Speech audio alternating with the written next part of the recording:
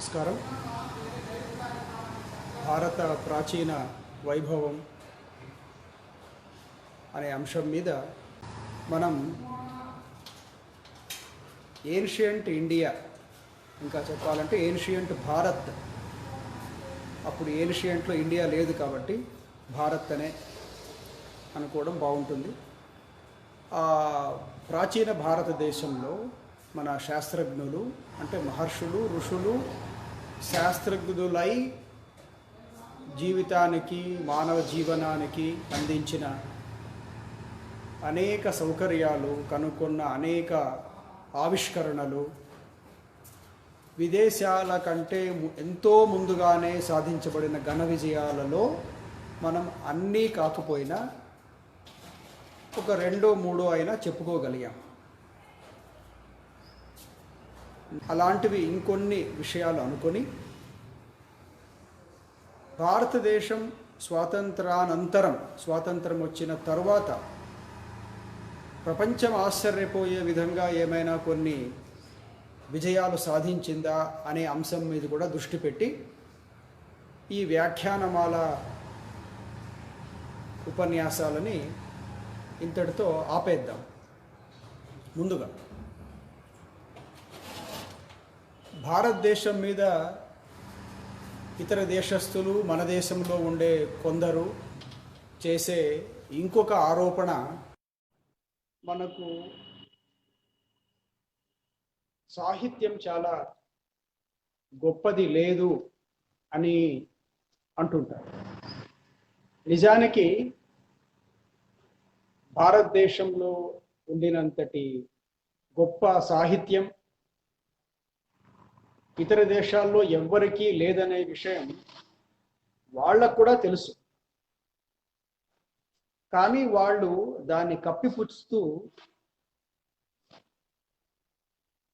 మీ దేశంలో ఉండే సాహిత్యం అంతా కూడా ఎంతసేపు ఉన్నా కూడా దైవము లేకపోతే మోక్షము ఇట్లాంటి అంశాల మీదే దృష్టి పెట్టింటుంది. కానీ స్ట్రక్చర్ పరంగా, టెక్నిక్ పరంగా, లాంగ్వేజ్ పరంగా మీది మా దేశాలలోని సాహిత్యం కంటే తక్కువ అని కూడా కొందరు విమర్శిస్తుంటారు. మన దేశంలో వాళ్ళైతే మన దేశంలో సాహిత్యాన్నే విమర్శిస్తూ అందులో వాళ్లకు కావలసిన అంశాలు వెతకడంలోనే జీవిత కాలాన్ని వినియోగిస్తుంటారు. మరి నిజానికి మన సాహిత్యం వాళ్ళు అంటున్నంత తక్కువ స్థాయిదా అంటే అస్సలు కాదు. వేదాలు వాల్మీకి కంటే ముందు, వేదాల యొక్క చివరి భాగం వేదాంతం అనేది, తర్వాత ఉపనిషత్తులు అని పిలువబడేవన్నీ కూడా వాల్మీకి రాసిన రామాయణం కంటే చాలా ముందు. మరి వాల్మీకిని ఆది కవి అని ఎందుకంటారు అంటే, వేదాలను, ఉపనిషత్తులను ఏ ఒక వ్యక్తో రాశారని ఏ వ్యక్తిని మనం చెప్పలేం.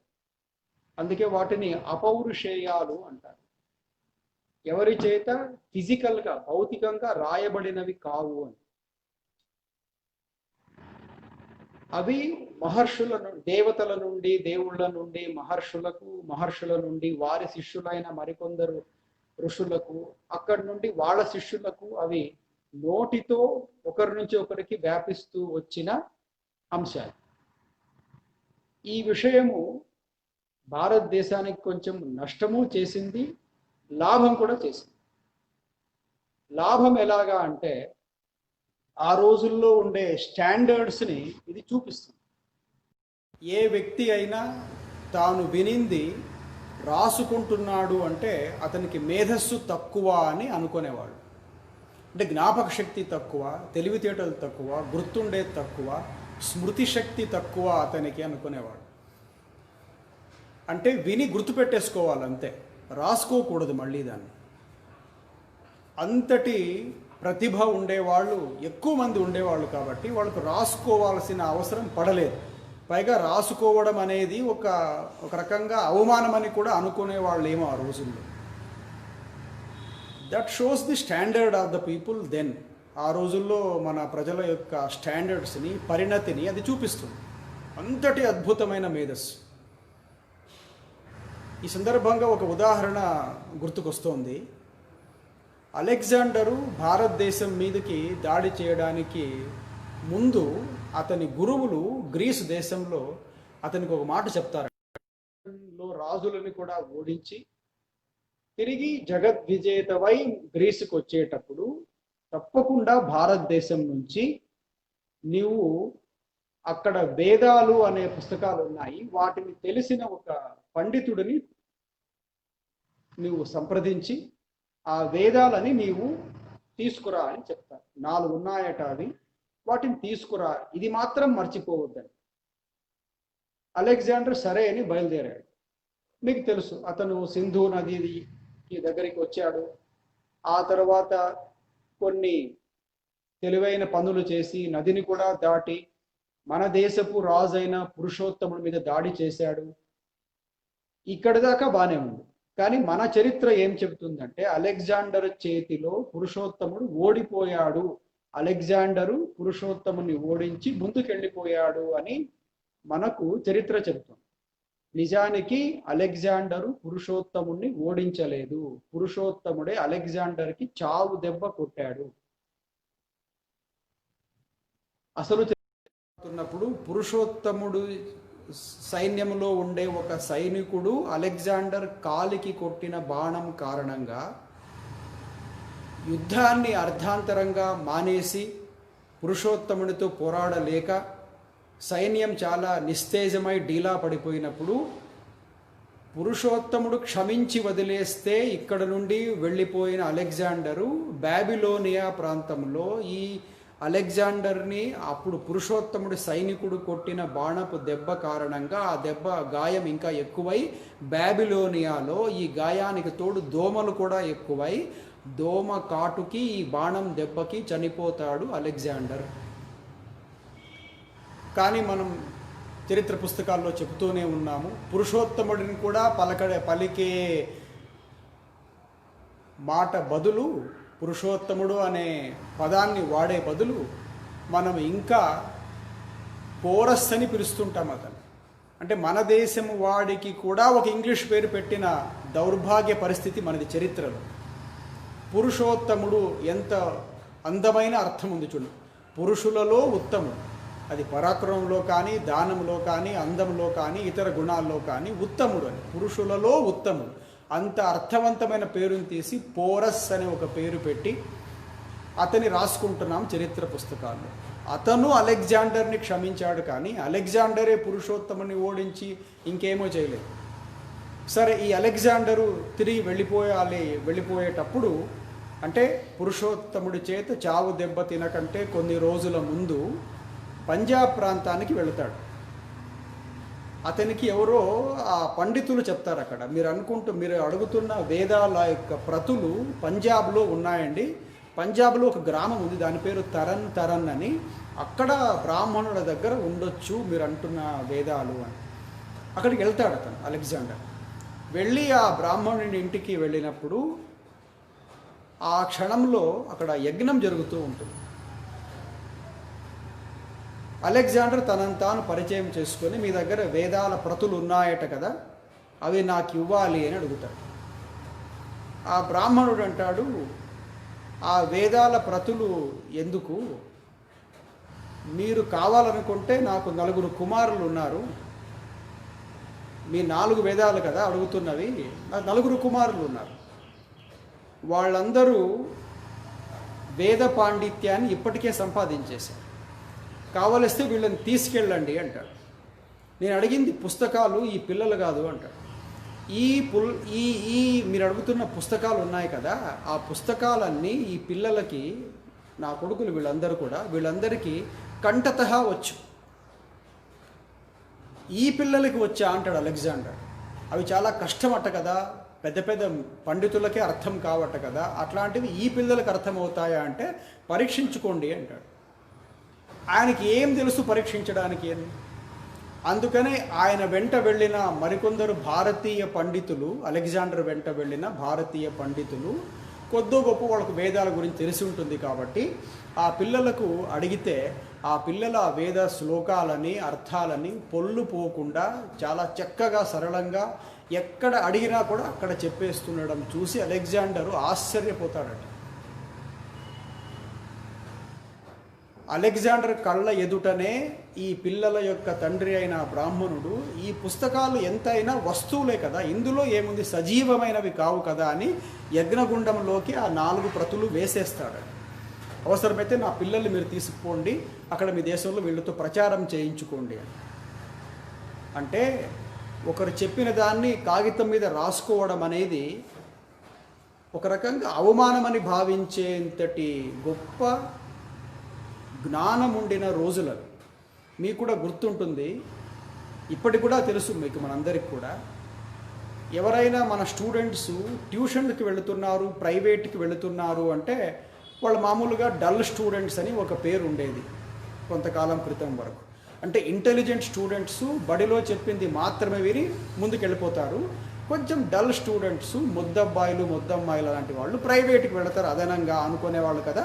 అలానే రాసుకోవడం అనేది మొద్దుల కింద, అంటే వాళ్ళు మొద్దులు అని గుర్తు, రాసుకోకుండా గుర్తు పెట్టుకొని ఎప్పుడు అడిగినా చెప్పగలిగేంతటి విశేషమైన ప్రతిభ ఆ రోజుల్లో ఉండేది. అది ఒక రకంగా దేశం యొక్క గొప్పదనాన్ని చూపించిన నష్టం కూడా జరిగింది. అదేమిటంటే ఆ తర్వాతి తరాలకి ఆ రిటర్న్ డాక్యుమెంట్స్ అని దొరకకుండా అయిపోయినాయి. ఒకటి రెండు చోట్ల మాత్రమే కష్టపడి సంపాదించినవి కాలగర్భంలో పోయినాయి. కానీ అదే రాసి పెట్టబడి ఉండింటే ఇప్పటికి కూడా మనందరికీ అందుబాటులో ఉండేవి కదా అనే ఒక అనుమానం కూడా కలుగుతుంది. ఏది ఏమైనా మన దేశం యొక్క ఆనాటి సాహిత్యము ప్రపంచంలో ఏ ఇతర దేశానికి లేనంతటి ఉన్నతమైన సాహిత్యం. మళ్ళీ వాల్మీకి దగ్గరికి వద్దాం. వాల్మీకిని ఇందాక అన్నాను ఆది కవి అని. ప్రపంచపు మొట్టమొదటి కవి వాల్మీకి. రత్నాకరుడు అనే ఒక వేటగాడు వాల్మీకిగా ఎలా మారాడో అది మీకు రామాయణం తెలిసిన వాళ్ళకి తెలిసి ఉంటుంది. నేను ఆ విషయం జోలికి వెళ్ళట్లేదు. వాల్మీకి రాసిన రామాయణం యొక్క గొప్పదనం గురించి 2-3 మాటలు చెప్పి ముందుకెళ్ళిపోతాను.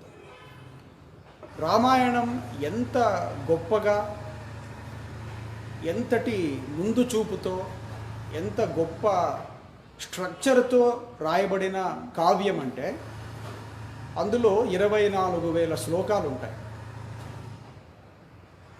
వాల్మీకి ఆ 24,000 శ్లోకాలని ఎలా నిర్మించుకున్నాడంటే, ఇప్పుడు నేను మీతో పంచుకోబోయే విషయం చెబితే మీరందరూ చాలా ఆశ్చర్యపోతారు కూడా. అదేమిటంటే రామాయణంలో గాయత్రి మంత్రము చాలా రహస్యంగా నిక్షిప్తమై ఉన్నది.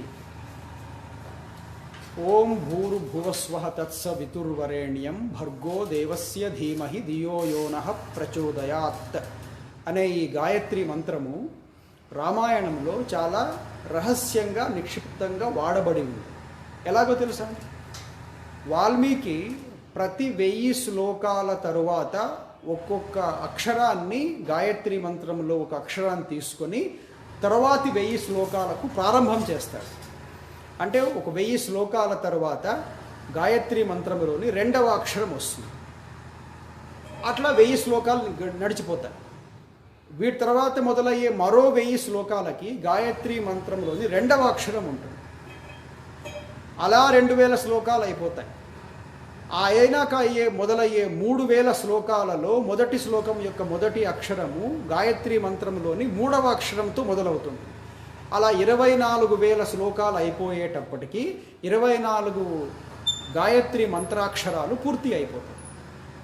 ఎంత అసమానమైన ప్రతిభ ఉంటే ఇలా రాయగలడం సాధ్యమవుతుందో ఆలోచించవచ్చు.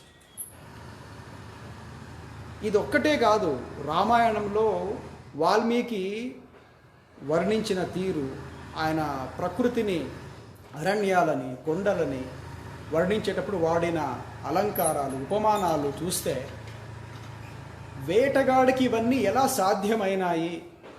మనుషుల్ని ఆపి, తన్ని, బెదిరించి, అవసరమైతే చంపి డబ్బులు, బంగారు ఎత్తుకుపోయే ఒక వేటగాడికి ఇంతటి ప్రతిభ ఎలా సాధ్యమైంది అని మనకు అనుమానం కూడా వస్తుంది.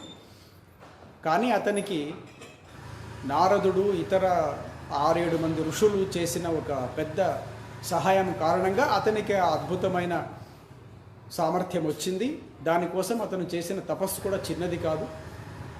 ఆ తపస్సు ఫలితంగానే ఆయనకి అట్లాంటి శక్తి సామర్థ్యాలు, ఆ విద్వత్తు వచ్చింది. మహాభారతం కూడా అంతే. అందులో కూడా 24,000 శ్లోకాలు ఉంటాయి. ఇప్పటికీ రామాయణ మహాభారతాల మీద అనేక దేశాల్లో, భారతదేశంలో జరుగుతున్నంత సంఖ్యలో కంటే ఎక్కువ సంఖ్యలో ఇతర దేశాల్లో పరిశోధనలు లేక వ్యాఖ్యానాలు, ఇతర విషయాలు జరుగుతూ ఉన్నాయి. కాబట్టి మనకు సాహిత్యం తక్కువ ఉంది అని చెప్పడం, లేక మన సాహిత్యకారులు ప్రతిభ లేని వాళ్ళు అని చెప్పడము చాలా తప్పు. నిన్న మొన్న మనం అనుకున్న విషయాలలో వైద్య రంగం గురించి కూడా ఒకసారి ప్రస్తావన వచ్చింది. దాని గురించి మరికొన్ని విషయాలు ఇప్పుడు అనుకుందాం. మనకు వైద్య రంగం అనగానే ఇప్పటి కాలం సైంటిస్టులే గుర్తొస్తారు అందరూ. రక్తము గుండెకు ఎలా చేరుతుంది, ఎలా ప్రసరిస్తుంది, దాని విధులు ఏమిటి, శరీరంలో పోయాక ఎక్కడ అదంతా కూడా ఎలా ప్రభావితం చేస్తుంది అనే విషయాలు మనకు 1620వ దశకం వరకు, అంటే విలియం హార్వే లాంటి వాళ్ళు చెప్పేంత వరకు తెలియదని మనము పాఠ్య పుస్తకాల్లో ప్రతిరోజు పిల్లలకు ఈ అబద్ధాలు చెబుతూనే ఉన్నాం. గుండె పంపు వలె పనిచేయును, రక్తము గుండెకు చేరుట చాలా అవసరము అని చెప్పినది విలియం హార్వే కాదు అని నేను చెప్పట్లేదు, విలియం హార్వేనే చెప్పాడు. కానీ విలియం హార్వేకి ఆ విషయము మనం ఆపాదిస్తుంటాం కదా. వాస్తవానికి మనకు తెలియకుండా పోయిన విషయం కాదది. విశేషం ఏమిటంటే విలియం హార్వే ఆ విషయం కనుక్కున్న దానికి 7,000 ఏళ్ల క్రితం, 7 ఏళ్ళు కాదు, 700 కూడా కాదు, 7,000 ఏళ్ల క్రితం శతపథ బ్రాహ్మణం అనే ఒక భారతీయ పుస్తకంలో రక్తం గురించి, రక్తంలో ఎన్ని రకాలు ఉంటాయో వాటి గురించి, అవి గుండెకు, ఆ రక్తం అంతా గుండెకి ఎలా చేరుతుంది, ఇంకా రక్తం ఎలా లోపల శుద్ధి అవుతుంది, ఇదంతా కూడా చిన్న పిల్లలకి కూడా ఆ భాష తెలిస్తే అర్థమయ్యేంత రీతిలో చెప్పబడిన పుస్తకం శతపథ బ్రాహ్మణం. మనకు ఈ శతపథ బ్రాహ్మణం గురించి ఎవ్వరూ చెప్పలేదు. అసలు ఆ పుస్తకం ఒకటి ఉందని కూడా మనకు తెలియదు. విలియం హార్వేనే మనకు రక్తం గురించి చెప్పిన వ్యక్తిగా నిలిచిపోయాడు. విలియం హార్వే నిస్సందేహంగా గొప్ప శాస్త్రవేత్త. మన ఆర్గ్యుమెంట్ అది కాదు.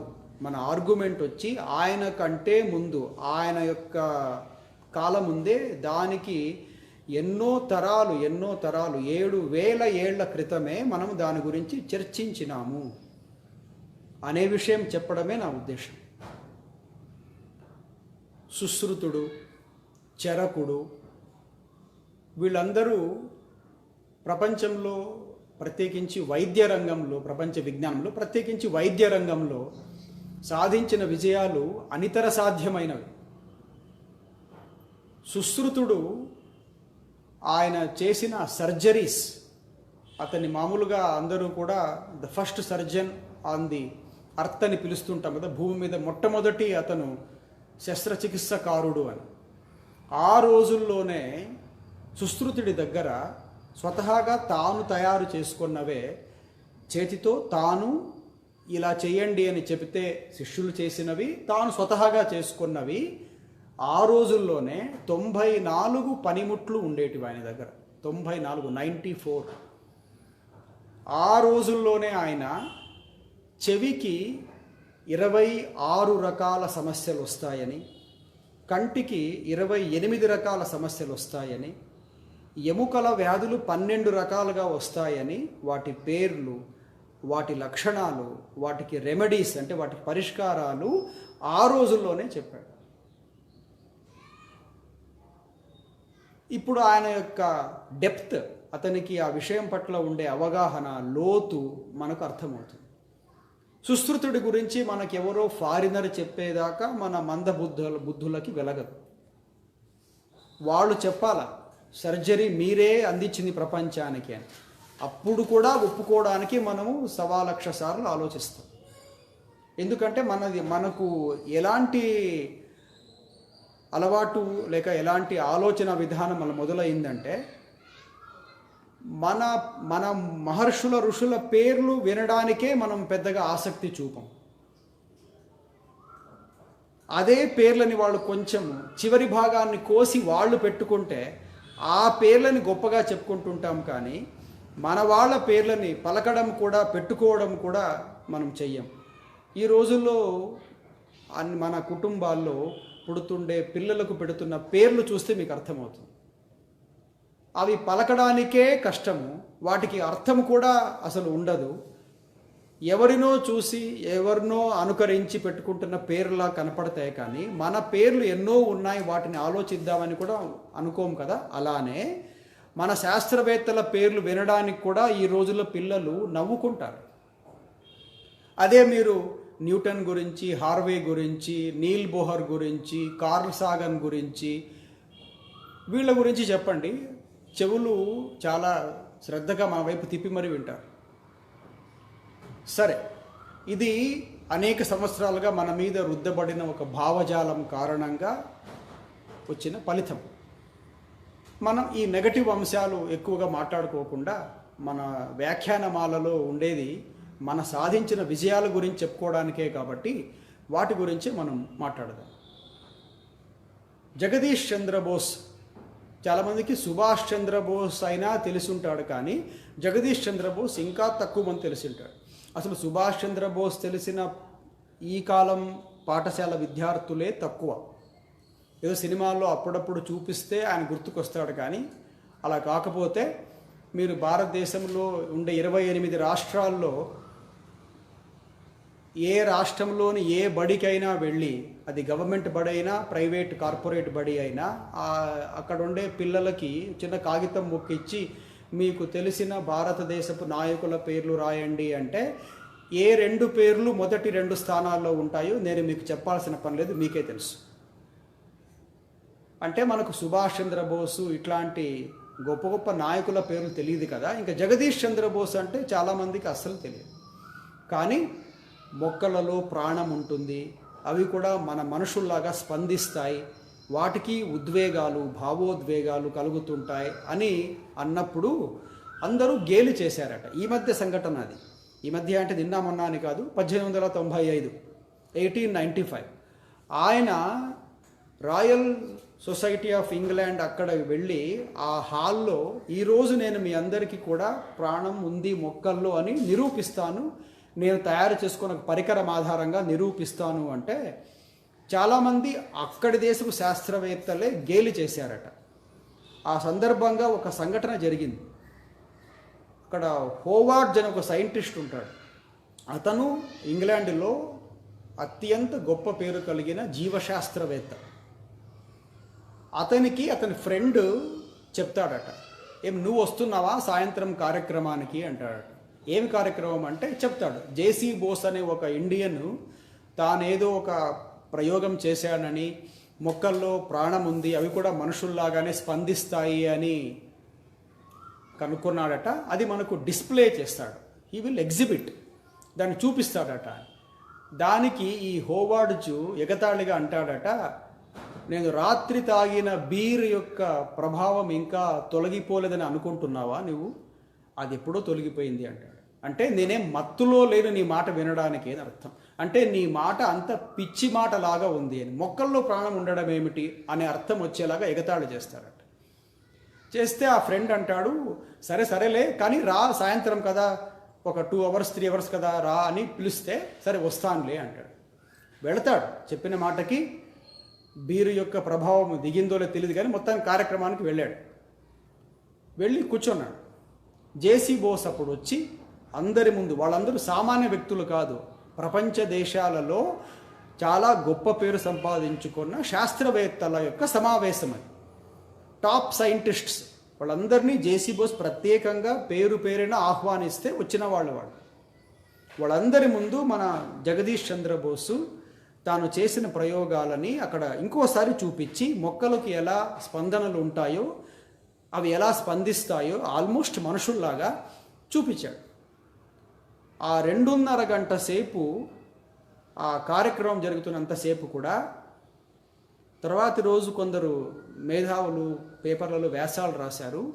The audience were in a trance like situation అని రాసినారు.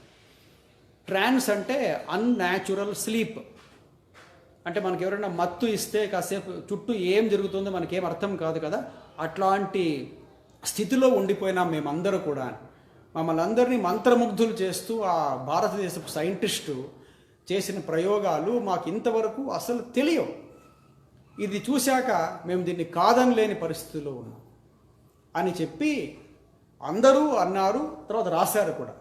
ఏ హోవార్డ్స్ అయితే అంతకుముందు 2.5 గంట క్రితం మన యొక్క ఈ కార్యక్రమాన్ని ఎగతాళిగా మాట్లాడాడో, స్వతహాగా ఆయనే జేసీ బోస్ దగ్గరికి వెళ్ళి కరచాలనం అంటే హ్యాండ్ షేక్ కూడా ఇచ్చి, I would have committed a big mistake had I missed the programme today అని అన్నాడట. నేను గనక ఈ సాయంత్రం ఈ కార్యక్రమానికి రాకుండా పోయింటే పెద్ద తప్పు చేసిండేవాడిని అని ఆ బీరు తాగిన పెద్ద మనిషే చెప్పాడు.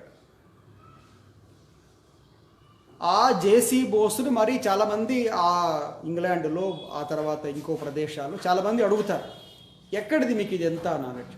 ఆయన ఎంత మోడెస్ట్ అంటే ఎంత వినయం విధేయత కలిగిన భారతీయుడు, సనాతన ధర్మాన్ని నమ్ముకొని జీవిస్తుండే భారతీయుడు అంటే అతను అంటాడు, ఇందులో నా గొప్పదనం ఏమీ లేదు. నాకు ఇదంతా కూడా గంగా తీరంలో ఉదయము సాయంత్రము నడుస్తున్నప్పుడు నా చెవుల్లో ఎన్నో యుగాల క్రిందట, ఎన్నో తరాల కిందట, ఎన్నో ఏళ్ల కిందట జీవించి ఎన్నెన్నో గొప్ప విషయాలు అందించి వెళ్ళిపోయిన మహర్షుల యొక్క మాటల తాలూకు ప్రతిధ్వనులు నా చెవులో వినిపిస్తుంటే వాటినే నేను మీ అందరికీ చూపాను అని చెప్పారట. ఇది భారతీయ శాస్త్రవేత్త యొక్క దృక్పథం, యాటిట్యూడ్. ఇప్పుడు అందరూ యాక్సెప్ట్ చేస్తారు, yes plants also have life, they throb with life, అవి జీవంతో తొణికిసలాడుతుంటాయి అని. దీన్ని కూడా ఇంత చూపిన తర్వాత కూడా కొందరు నమ్మని వాళ్ళు ఉంటారు. అలాంటి వాళ్ళకి ఈ మధ్య కాలంలో అమెరికా యొక్క యూనివర్సిటీలో జరిగిన ఒక సంఘటన మీతో పంచుకుంటాను. అక్కడ ఒక అమెరికన్ సైంటిస్టు, భారతీయుల ప్రమేయమే లేదు ఇక్కడ, అమెరికన్ సైంటిస్ట్సే, ఒక ఆడామె ఇంకొక అతను, ఇద్దరు వాళ్ళ బోటనీ డిపార్ట్మెంట్లో ఒక ప్రయోగం చేశారు. అదేమిటంటే ఒక టేప్ రికార్డర్ని పెట్టి ఆ టేప్ రికార్డర్ పక్కనే క్రీపర్ అంటే ప్రాకుతూ వెళ్ళే ఒక మొక్కని చిన్న కుంపట్లో పెట్టి ఆ టేప్ రికార్డర్లో ఒక క్యాసెట్ పెట్టారు, ఆన్ చేశారు. ఇప్పుడు ఈ మొక్కలో వచ్చే ప్రకంపనను రికార్డు చేశారు కొన్ని యంత్రాల ద్వారా. రికార్డు చేస్తే మొదటిసారి క్యాసెట్ పెట్టినప్పుడు వచ్చిన సంగీతానికి ఆ మొక్క లోపల చాలా డిస్టర్బ్ అయినట్టు కనపడించింది, రికార్డ్ అయింది. మనం ఎప్పుడైనా ఆపరేషన్ థియేటర్లో చూస్తుంటాం కదా, గుండె కొట్టుకునే వేగము, పల్స్ రేట్ చూపిస్తుంటాయి కదా, ఎగుడు దిగుడుగా డిస్టర్బ్ అయినట్టుగా అట్లా కనపడింది. ఆ క్యాసెట్ తీసేశారు, ఇంకో క్యాసెట్ పెట్టారు. ఇంకో క్యాసెట్ పెడితే మళ్ళీ రికార్డు చేస్తే మొక్కలో ఏం ప్రకంపనలు, అదే మొక్క అదే కుంపటి. ఈసారి ఆ మొక్కలో ప్రకంపనలు మొదటిసారి వచ్చినంత డిస్టర్బ్డ్గా యాజిటేటెడ్గా లేవు, కొంచెం పర్లేదు, అంతగా డిస్టర్బెన్స్ లేవు, కొంచెం పర్లేదు, మోడరేట్గా రికార్డ్ అయిన. ఆ సెకండ్ క్యాసెట్ కూడా తీసేశారు, మూడో క్యాసెట్ పెట్టారు, మళ్ళీ అదే మొక్క అదే కుంపటి. దెన్ ఇప్పుడు రికార్డు చేశారు. ఈసారి మూడవసారి వచ్చిన ప్రకంపనలు ఆ ఇద్దరు శాస్త్రవేత్తలకి ఆశ్చర్యపరిచాయట. వాటిలో ఎంతో సమన్వయం, ఒక రకమైన హార్మోని, ఎంతో హాయిగా ఉన్నట్టు, మొక్కలు చాలా గొప్ప అనుభూతికి లోనవుతున్నట్టు ఆ యంత్రం చూపిస్తుంది. వాళ్ళకే ఆశ్చర్యం వేసింది. ఇప్పుడు అసలు విషయం వచ్చి ఆ 3 క్యాసెట్లలోని 3 రకాల సంగీతాలు ఏవి? మొట్టమొదటి క్యాసెట్ ఏదైతే మొక్కని ఆల్మోస్ట్ చంపేసినంత పని చేసిందో ఆ క్యాసెట్లో ఉండే సంగీతము మైకేల్ జాక్సన్ గారు పాడిన పాప్ సంగీతం. రెండవ క్యాసెట్ ఆ దేశాల్లో ఐరోపాలో ఉండే జాజ్ అనే ఒక సంగీతం. అది చాలా డిస్టర్బ్డ్గా ఉండదు, మధ్యస్థంగా ఉంటుంది జాజ్ సంగీతం. మూడవ క్యాసెట్ అతి ముఖ్యమైనది. అదేమిటంటే భారతీయ సంగీతకారుడైన పండిట్ రవిశంకర్ గారు వాదించిన సితార వాదన. అంటే భారతీయ సితార వాదనని మొక్క కూడా ఆస్వాదిస్తుంది, మొక్క కూడా అనుకూలంగా స్పందించింది, ఎంతో హాయిని అనుభవించింది. ఇది మనం చేసిన ప్రయోగం కాదు, మన దేశంలో కూడా చేసిన ప్రయోగం కాదు, అమెరికాలో అమెరికన్సే చేసిన ప్రయోగం. ఇది నేనేదో ఈ ప్రసంగానికి పనికి వస్తుంది కదా అని మధ్యాహ్నం మా ఇంట్లో ఊహించుకుని చెప్తుండే విషయం కాదు. దీన్ని ఆ మధ్యకాలంలో స్వర్గస్థులైన శ్రీ వాకాటి పాండురంగారావు గారు అనే ఆయన అవర్ టుమారో అనే ఒక పుస్తకంలో రాసిన విషయము. అంటే మన దేశంలో నాద బ్రహ్మము అంటారు. నాదం అంటే ఒక sound, sound is God or God is sound. శబ్దం బ్రహ్మం. ఈ మాట వాళ్లకు ఇన్ని ప్రయోగాలు చేసిన తర్వాత ఇప్పుడిప్పుడు కొంచెం యాక్సెప్ట్ చేస్తున్నారు. ఎప్పుడో మనం సాధించిన దాన్ని వాళ్ళు ఇప్పుడు యాక్సెప్ట్ చేయాల్సిందే. ఎందుకు అంటే మన యొక్క ఆవిష్కరణలు అంత అథెంటిక్, ఏవి కూడా ఊరికే అభూత కల్పనలు కాదు.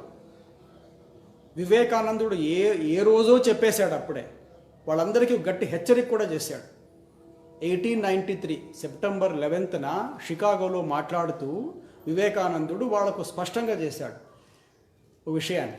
ఏమిటి? మా దేశం నుండి వచ్చే ఏ సమాచారాన్ని అయినా, మా దేశం నుండి వచ్చే ఏ శాస్త్రాన్ని అయినా, మా దేశం నుండి వచ్చే ఏ ఆలోచన అయినా సరే మీరు గుడ్డిగా ఒప్పుకోవాల్సిన పని లేదు. దానిని మీరు గొప్పగా చెప్పుకుంటుంటారే సైంటిఫిక్ టెంపర్ అని. ఆ సైన్స్ అనే ఆకురాయి మీదే దీన్ని పరీక్ష చేయండి. ఆ ఆకురాయి తాకిడికి నిలబడిన అంశాన్నే మీరు తీసుకోండి. నేను గర్వంగా చెప్తున్నాను, మా దేశం నుండి వచ్చే నిజమైన ప్రతి ఆలోచన కూడా సైన్స్ విసిరే ఈ తుఫానుకు తట్టుకొని మరీ నిలబడుతుంది కూడా. ఆ వివేకానందుడే అనేకసార్లు ఆ తర్వాత అనేక చోట్ల సందర్శించినప్పుడు మాట్లాడినప్పుడు ఎన్నో అనుభవాల ద్వారా ఆయన అందరికీ భారతదేశం యొక్క సాహిత్యము, విజ్ఞానం గురించి, ఇక్కడ ధర్మం గురించి ఎన్నో విషయాలు వాళ్ళ దగ్గర రుజువు చేసి మరి చూపాడు.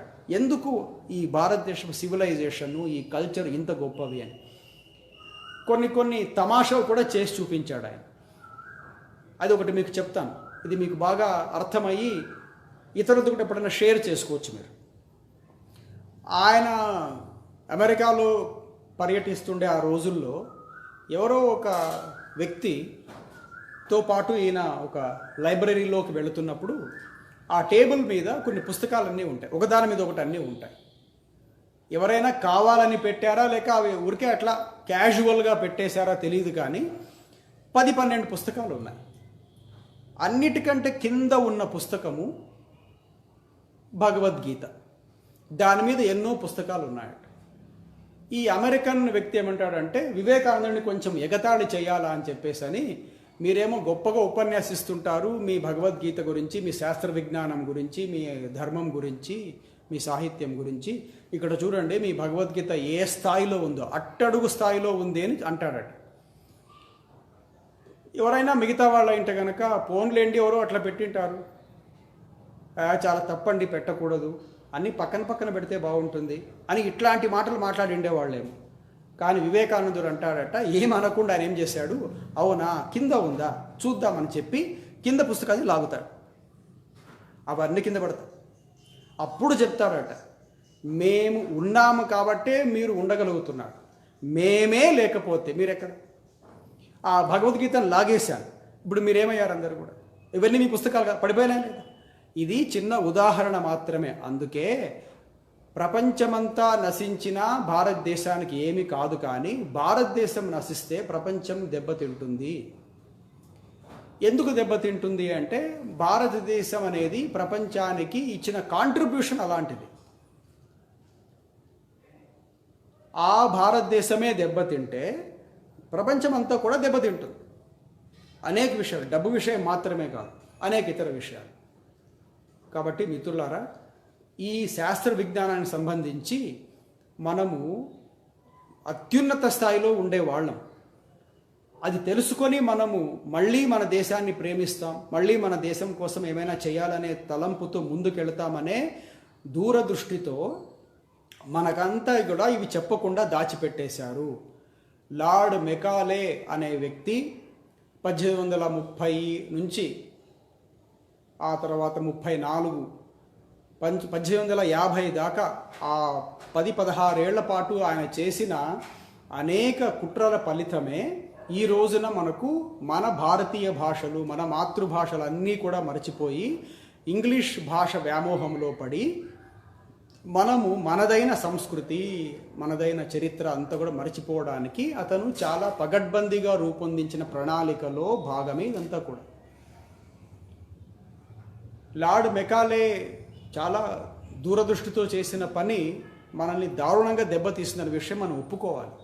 కానీ ఆ మెకాలే కూడా తాను పెద్ద రిపోర్ట్ తయారు చేసుకొని మనం ఇలా చేస్తే భారతదేశంలో రాబోయే రోజుల్లో అక్కడి భారతీయులు, అంటే హిందువులు, భారతీయులు వాళ్ళ దేశాన్ని వాళ్ళు మర్చిపోతారు, మన పని సులువు అవుతుంది అని వాళ్ళని ఒప్పించేందుకు వెళ్ళినప్పుడు ఆయన ఒక పెద్ద రిపోర్ట్ తీసుకొని పోతాడు. అక్కడ హౌస్ ఆఫ్ కామన్స్, మనం భారతదేశంలో లోక్సభ, రాజ్యసభ అంటారు, పార్లమెంట్ అంటారు, వాళ్ళు హౌస్ ఆఫ్ కామన్స్ అంటారు. House of Lords, House of Commons. House of Lords Rajya Sabha, House of Commons Lok Sabha, మన భాషలో చెప్పాలంటే. హౌస్ ఆఫ్ కామన్స్లో ఆ చర్చ వచ్చినప్పుడు మెకాలేని మాట్లాడమంటారు ఆ విషయం మీద. ఆయన చాలా విషయాలు చెప్తాడు, భారతదేశం నుంచి పోయాడు కాబట్టి భారతదేశంలో ఏమి చూశాడో అక్కడ చెప్పాడు. వాళ్ళందరూ నమ్మలేదట అసలు. అంత ప్రగతి ఉందా మనం వెళ్ళకంటే ముందుగానే ఆ దేశాల్లోని ఉంది. లార్డ్ మెకాలే చెప్పిన లెక్కల ప్రకారమే ఆ రోజుల్లో ఐరోపా అక్షరాస్యత 17%, భారతదేశంలో 87% అక్షరాస్యత ఆ రోజుల్లో. ఇంకా మెకాలే చెప్తాడట, నేను కొన్ని స్కూల్స్కి వెళ్ళాను అక్కడ భారతదేశంలో, పెద్ద పెద్ద బడులకు వెళ్ళాను, చిన్న వాటికి కూడా వెళ్ళాను. నాకు చిన్న చిన్న బడులు, చిన్న చిన్న పట్టణాల్లో ఉండే బడులకు వెళ్ళినా కూడా నాకు ఆశ్చర్యం వేసిందంటే అక్కడ వాళ్ళు 18 విభాగాల్లో పిల్లలకు పాఠాలు చెప్తున్నారు. 18 బ్రాంచెస్ ఆఫ్ నాలెడ్జ్. ఏ బ్రాంచ్లో ఆ పిల్లవాడికి ఆసక్తి ఉంటే ఆ బ్రాంచ్లో వెళ్ళి కూర్చోవచ్చు, ఆ విభాగంలో అతను నేర్చుకోవచ్చు. ఎంతటి ముందు చూపుతో వాళ్ళు ఆ సిలబస్ని డిజైన్ చేసుకున్నారంటే, నేను మీకు ఒక హెచ్చరిక చేస్తున్నా, మనం గనక ఆ భారతదేశంలో ఇప్పుడు నడుస్తుండే విద్యా విధానాన్ని అట్లనే కొనసాగించామంటే మనకు పుట్టగతులు ఉండవు. వాళ్ళు ఇంగ్లాండ్ని మాత్రమే కాదు ప్రపంచాన్ని మొత్తం శాసించే పండితులై కూర్చుంటారు. మనం ఏమి చెప్పినా ఆ తర్వాత ఉపయోగం ఉండదు. కాబట్టి ఏమైనా చేస్తే గీస్తే ఇప్పుడే చేసేసేయాలి. ఆ విద్యా విధానాన్ని భ్రష్టు పట్టించేసి, ఆ విద్యా విధానం వాళ్ళకి అర్థం కాకుండా చేసేసి దాని స్థానంలో మన యొక్క విద్యా విధానం ప్రవేశపెడితే తప్ప మన పరిపాలన ఆ దేశంలో కొనసాగే అవకాశాలు ఉండవు అని సుస్పష్టంగా చెప్పాడు లార్డ్ మెకాలే. ఆ మాటని బాగా నెత్తికెక్కించుకున్న బ్రిటిష్ పరిపాలకులే ఆ తర్వాత మన దేశంలో ఇంగ్లీష్ విద్యా విధానాన్ని ప్రవేశపెట్టి మన భాషలన్నిటినీ కూడా మూలలో కూర్చోబెట్టి వాటిని పనికిరాని భాషలుగా ముద్ర వేసి మన మెదళ్ళని కూడా బ్రెయిన్ వాష్ చేసి పెట్టేసి ఇప్పుడు మనం నోరు తెస్తే ఇంగ్లీష్ మాటలే. కొన్ని రాష్ట్రాల్లో అయితే కొందరు ముఖ్యమంత్రులు ఇంగ్లీష్లో మాట్లాడడం చేయడానికి మేము ట్రై చేస్తుంటే ఈ దేశంలో, ఈ రాష్ట్రంలో కొందరు దీనికి అడ్డుపడుతున్నారు, అంటే పిల్లలు ఇంగ్లీష్ చదువుకోకూడదా అనే స్థాయిలో మాట్లాడుతున్నారు. వాళ్ళ అజ్ఞానానికి ఒక దండం. ఇంగ్లీష్ భాషలో చదువుకుంటేనే విజ్ఞానం పెరుగుతుంది అని అనుకుంటున్నామంటే ముందు మనము గొప్ప అజ్ఞానంలో ఉన్నామని తెలుసుకోవాలి. అది ఆ విషయంలో పూర్తిగా అవగాహన లేని వాళ్ళే అలాంటి మాటలు మాట్లాడతారు, కొంచెం పొలిటికల్గా కూడా దాన్ని కలిపి. సరే, ఆ విషయం పక్కన ఉంచుదాం. మన వాళ్ళు శాస్త్ర రంగాల్లో, ఇందాక చెప్పిన వైద్య రంగంలో, సంగీతంలో, సాహిత్యంలో, నిన్న మొన్న చెప్పుకున్న ఇతర రంగాలలో సాధించిన విజయాలన్నీ కూడా మనకి ఒక విషయం చెబుతున్నాయి. ఈ దేశంలో నాలెడ్జ్కి, సైన్స్కి, పరిశోధనకి ఏమీ తక్కువ లేదు. కావాల్సిందల్లా కూడా ఆ గతం యొక్క స్ఫూర్తిని మనం చనిపోనివ్వకూడదు, ఆ ప్రేరణని మనం చనిపోకూడదు, ఆ ఇన్స్పిరేషన్ని మనం కొనసాగించాలి. అలా ఎవరైతే కొనసాగించడానికి సిద్ధమై ముందుకు వచ్చారో, ఏ నాయకత్వం అయితే ఆనాటి మన గతంలోంచి స్ఫూర్తి పొందిందో, ఆ నాయకత్వం చక్కటి విజయాలు సాధించింది ఈ మధ్య కాలంలో కూడా. ఉదాహరణగా కొంచెం కొత్తవి అనుకునే ఉదాహరణలు ముందు పెడతాను. మన దేశంలో రాజీవ్ గాంధీ గారు పరిపాలించేటప్పుడు అమెరికా వాళ్ళ దగ్గర ఒక కంప్యూటర్ ఉండేది. దాని పేరు క్రే కంప్యూటర్. అది సూపర్ కంప్యూటర్. ఆ క్రే కంప్యూటరే ఆ రోజుల్లో రాడార్ పరిజ్ఞానంతో పనిచేసే విభాగంలో చాలా బాగా పనికొచ్చే అత్యంత ఆధునికమైన కంప్యూటర్. మనకు ఆ నాలెడ్జ్ కావాల్సి వచ్చింది. మనం అమెరికా వాళ్ళతో సంప్రదింపులు జరిపి, మీరు కూడా ఆ నాలెడ్జ్ని మాకు అమ్మండి అంటే అమెరికా కొంత ఆలోచించి సరే అని చెప్పింది. అమ్ముతాం, ఇంత విలువ అమ్ముతామని చెప్పారు. మన వాళ్ళు సిద్ధపడ్డారు. కానీ ఒకవేళ సూపర్ కంప్యూటర్కు సంబంధించిన నాలెడ్జ్ భారత్ని కూడా చేరితే, భారత్ కూడా ఒక సూపర్ పవర్గా ఎదిగి, భారత్ కూడా అమెరికా లాగా ఆ స్థాయికి వెళ్ళిపోతుందేమో సైన్స్, టెక్నాలజీ అనే విషయంలో కొందరు అసూయపడి అమెరికాకి ఆ టెక్నాలజీ భారత్కు ఇవ్వద్దండని నూరిపోస్తారు. అలా అమెరికా మన దేశానికి ఆ టెక్నాలజీ సరఫరా చేసే సమయంలో అడ్డుపడిన దేశాలు England, France, Australia, Canada, China, Pakistan, ఇవన్నీ అడ్డుపడిన దేశాలు.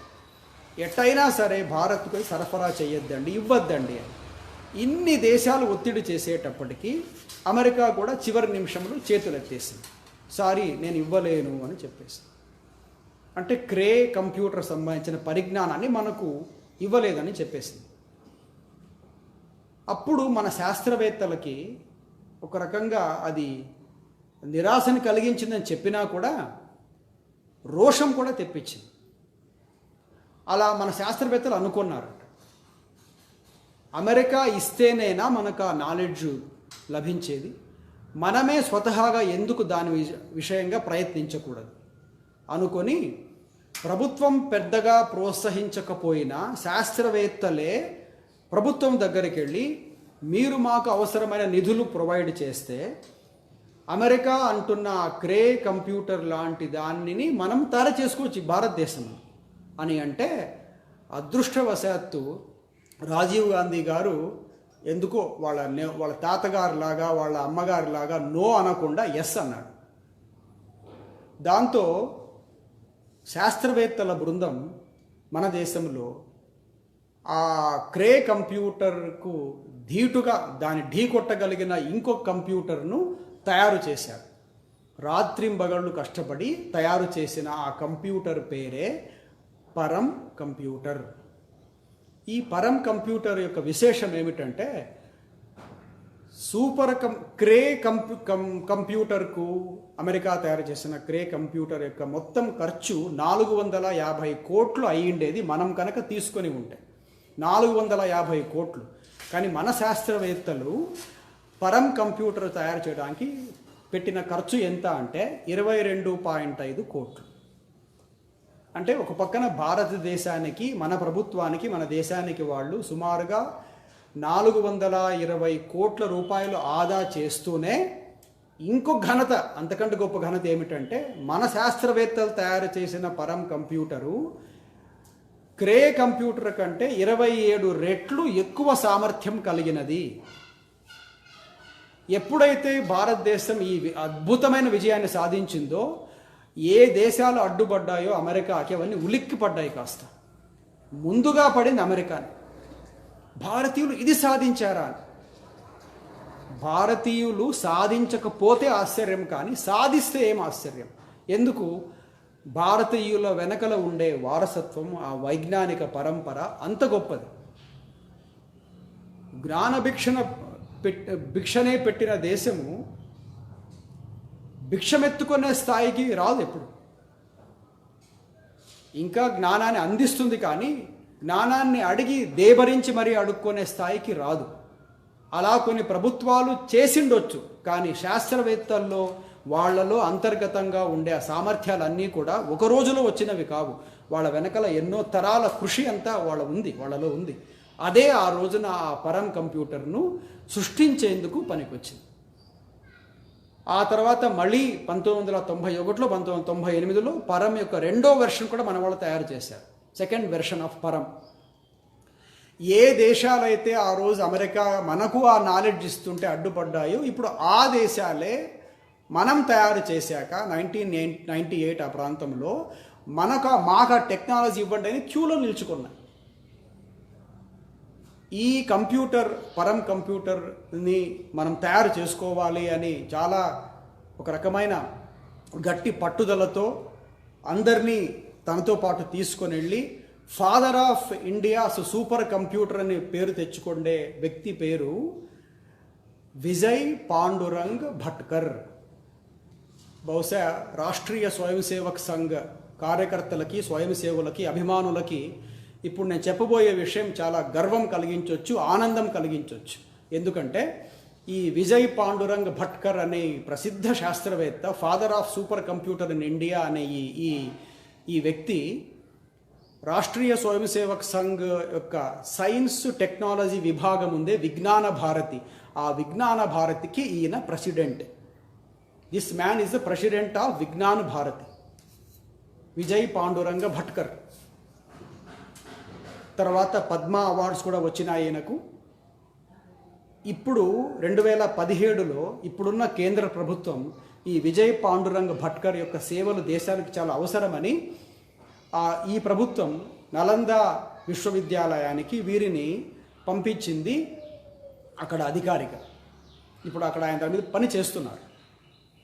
ఇది చాలా పాతకాలం మాట కాదు కదా, ఏ వరాహమిహిరుడో ఏ ఆర్యభట్టుడో ఆ టైం మాట కాదు కదా, 1998 మాట ఇది. 1998లోనే మే 13, మే 14 ఆ 2 రోజుల్లో రాజస్థాన్ ఎడారిలో ఉండే పోఖ్రాన్ అనే ప్రాంతంలో అప్పటి అటల్ బిహారీ వాజ్పేయి గారు ప్రధానమంత్రి, జార్జ్ ఫెర్నాండెస్ రక్షణ మంత్రి, మన సైంటిస్టులు అందరూ కూడా మాట్లాడి మనం కూడా ఒక అణుశక్తి కలిగిన దేశంగా మారకపోతే చైనా, పాకిస్తాన్ లాంటి తాచుపాములతో కష్టం ఎప్పటికైనా అని మనం కూడా ఒక అణుపరీక్ష నిర్వహిద్దామని చెప్పేసని అమెరికా యొక్క గూఢచారి సంస్థలకి కూడా తెలియనంతటి పగడ్బందీగా పోఖ్రాన్లో మే 13, 14, 1998 మనం అణుపరీక్షలు జరిపితే అమెరికా అగ్గి మీద గుగ్గిలమైంది. అణుపరీక్షలు చేస్తారా మీరు మాకు తెలియకుండా?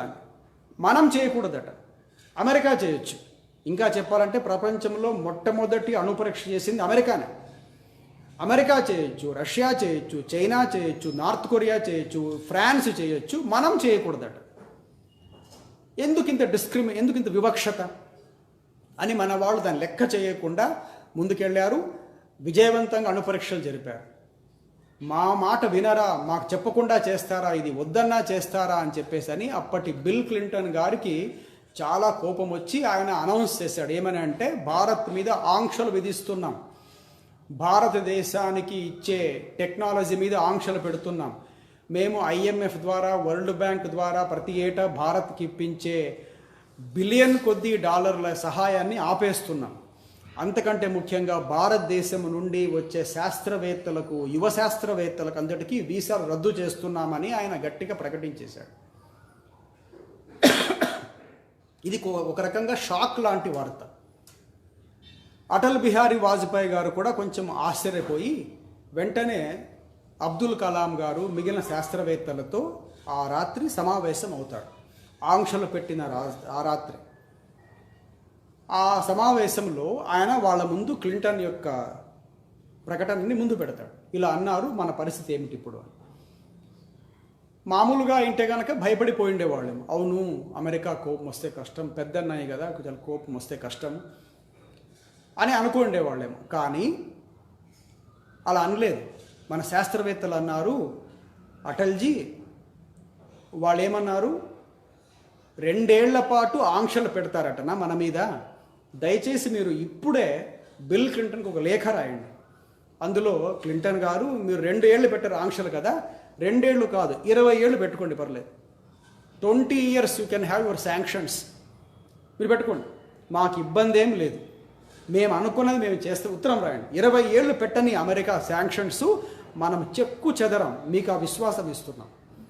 అంతేకాదు, మీరు మాకు అండగా ఉంటామంటే అమెరికా మనకు ఏవేవైతే సైన్స్ పరంగా, టెక్నాలజీ పరంగా ఏవేవైతే సహాయాలు చేస్తుందో ఏ రంగంలో, అవన్నీ మనం ఇక్కడే భారత్లోనే తయారు చేసుకొని సాధించి మీకు కానుకగా ఇస్తాము అని చెప్పారట ప్రధానమంత్రికి. అప్పుడు ఆయనకు ధైర్యం వచ్చేసి, అలా చెప్పిన వాళ్ళలో అబ్దుల్ కలాం గారు కూడా ఉన్నారు.